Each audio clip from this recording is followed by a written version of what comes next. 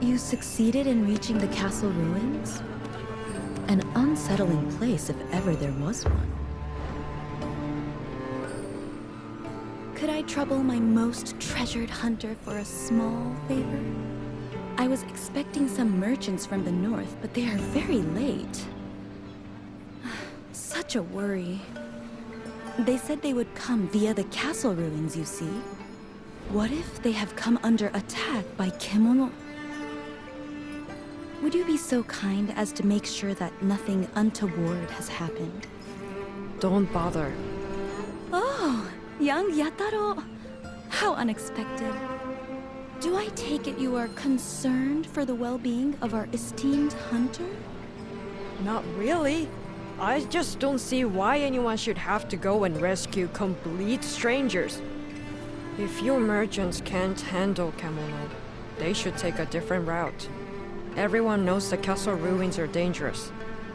Passage by boat was sadly impossible. And I am in urgent need of the goods in their charge. But what if going to bail them out lands one of us in trouble? Do you mean to say that if I failed to return from business at the ruins, you would not come to my aid? Well, you're an outsider too. And anyway, I wouldn't... I mean... Arguing? We were merely enjoying a spirited conversation. So, will you oblige a woman in need? The merchants told me their planned route, so I shall be able to guide you via your karakuri. Do you even know how to say no? Arema. Some people do so struggle to express their feelings openly. Anyway, I shall leave my merchants in your ever-capable hands, and I will of course repay you handsomely for your efforts. I leave it in your ever-capable hands.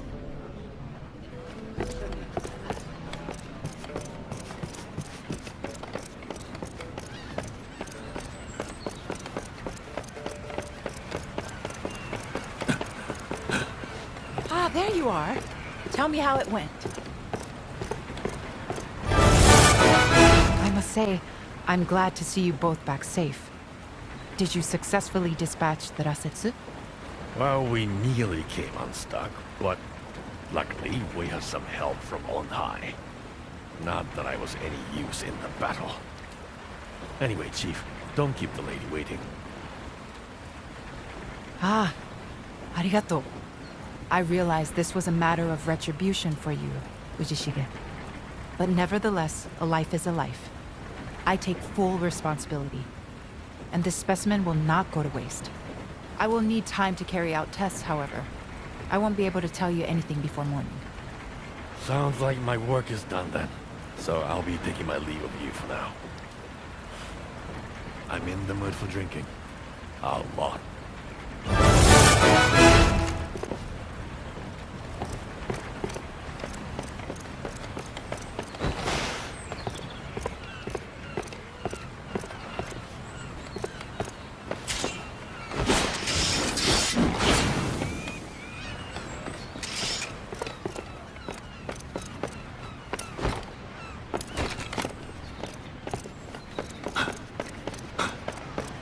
Welcome back. Do you have a moment?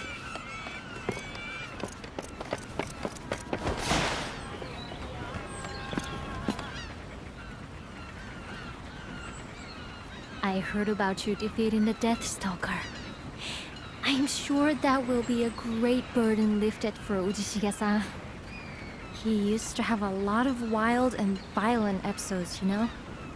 When I was little, I remember him getting blind drunk and throwing himself into the sea. The poor fishermen had to cast their nets and haul him out. And that was just one of many similar incidents. I think he lives with the constant pain of losing his samurai master and other companions. But what you've done may have eased that a little. I don't suppose he'll say much about it, but I'm sure he's very grateful to you. Oh, by the way, it seems the spirit wheel, Minato's symbolic centerpiece, was originally one of a pair of karakuri. I discovered that when we were on the Spirit Isle before. There were fragments of a stone tablet there that showed another tower, a lot like the wheel, with the corpses of Kemono around its base.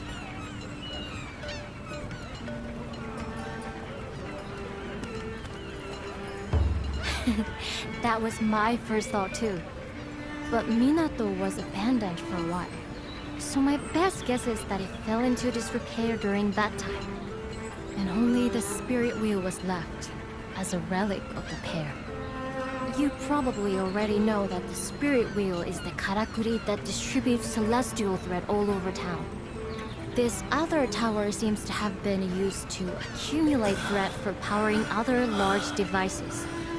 A complement to the wheel in a way. And since it was shown with Kemono corpses around it, I'm wondering if it was some kind of weapon. Even though so much of our heritage has been lost, there are still lots of things our forefathers left behind for us in Minato. It's clear that karakuri were all around them, a part of their everyday lives. My hope is that one day we can restore Minato to the way it was. Sorry to keep you on tenterhooks, but I finished my examination of the Rasetsu now. As I'd predicted, a paltry amount of celestial thread remains in the Deathstalker's system. Far less than I would normally expect to see. It must have been struggling to absorb thread for quite some time, which probably explains its appearance on the Spirit Isle. It was trying to satisfy its hunger. But why there? It's hardly the easiest place to get to. Why not head for the canyon first? Yes, we can only conclude there must be some reason why it chose the island. The question is, what reason? Perhaps it was routed by a stronger kimono, for example? Bakara. There's no other kimono that could have threatened that thing. Well, nevertheless, it's clear that this Rasetsu was fighting for its life, searching desperately for celestial thread, which should ordinarily be abundant in these parts. Just as humans have fought over land and resources since the dawn of time, kimono try to gain supremacy over those around them in order to survive. It's the providence of nature.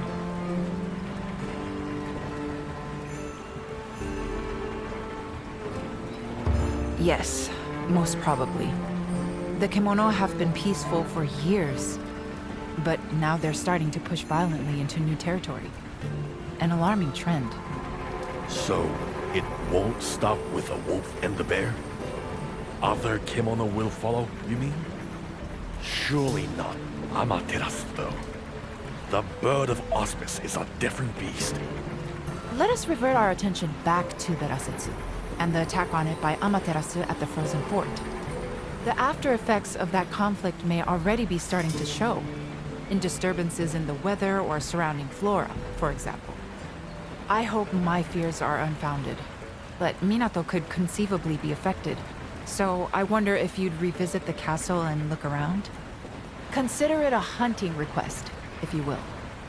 Nandayo. We escaped mortal danger only to be told to turn around and march straight back into it? Well, sounds like we got our orders, Chief. Let's just hope we don't run into any more of those wolves.